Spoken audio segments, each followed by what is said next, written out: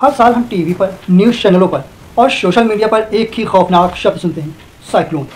लेकिन क्या आपने कभी सोचा है कि ये साइक्लोन आखिरकार बनते कैसे हैं? क्यों हर साल समुद्री इलाके इनका शिकार होते हैं और क्या हम इससे बच सकते हैं? आइए जानते हैं इस रहस्यमयी प्राकृतिक शक्ति के पीछे का विज्ञान।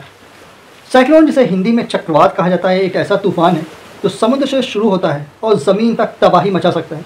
यह कोई आम तूफान नहीं होता, बल्कि इसमें तेज़ हवाएं, ज़ोरदार बारिश और समुद्री लहरों का प्रकोप शामिल होता है। अब सवाल ये उठता है कि साइक्लोन बनते कैसे हैं। इसके लिए कुछ खास परिस्थितियों की ज़रूरत होती है, जैसे गर्म समुद्र का पानी। उसका तापमान कम से कम 26.5 डिग्री सेल्सियस होना चाहिए। नमी से भरा वातावरण होता है। शांत हवा ऊपर की दिशा में बह रही होती है। पृथ्वी का घूर्णन यानी कि कोरोलियस प्रभाव प्रमुख कारणों में से एक है। जब समुद्र का पानी गर्म होता है तो वाष्प बनकर ऊपर उठता है। ये वाष्प ऊपर जाकर ठंडा होता है और बादल बनाता है। इस प्रोसेस में बहुत सारा ऊर्जा यानी कि हीट रिलीज होती है। ये ऊर्जा हवा के दबाव को और भी कम कर देती है। धीरे धीरे ये कम दबाव वाला क्षेत्र बड़ा होता जाता है और जैसे ही पृथ्वी का रोटेशन इसमें शामिल होता है, ये घूमने लगता है और बन जाता है साइक्लोन।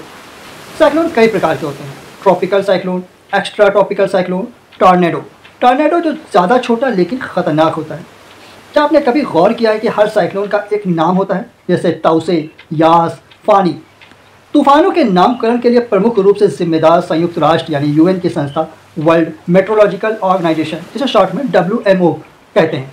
इस संस्था से कुल 185 देश जुड़े हैं। WMO द्वारा चक्रवातों के नामकरण किया जाता है। 5 रीजनल मेट्रोलॉजिकल सेंटर यानी कि क्षेत्रीय मौसम विज्ञान केंद्रों में से जो साइक्लोन एक्टिविटी के लिए जिम्मेदार हैं, उनकी लिस्ट से नामों का सिलेक्शन करते हैं। ये नाम आमतौर पर छोटे, यादगार और जेंडर न्यूट्रल होते हैं। भारतीय मौसम विभाग यानी IMD बंगाल की खाड़ी और अरब सागर में बनने वाले चक्रवातों के नामकरण करता है। IMD ने साल 1973 में अपनी पहली नामकरण सूची जारी की थी। चक्रवातों के नामकरण से लोगों को तूफानों के खतरे के बारे में जागरूक होने में मदद मिलती है। मीडिया और आम लोग तूफानों का आसानी से मेंशन कर सकते हैं। इंटरनेशनल कॉर्पोरेशन में सुधार होता है क्योंकि कई देश एक ही नेमिंग सिस्टम का उपयोग करते हैं। इसके अलावा साइक्लोन की कैटेगरी भी होती है, कैटेगरी 1 से लेकर कैटेगरी 5।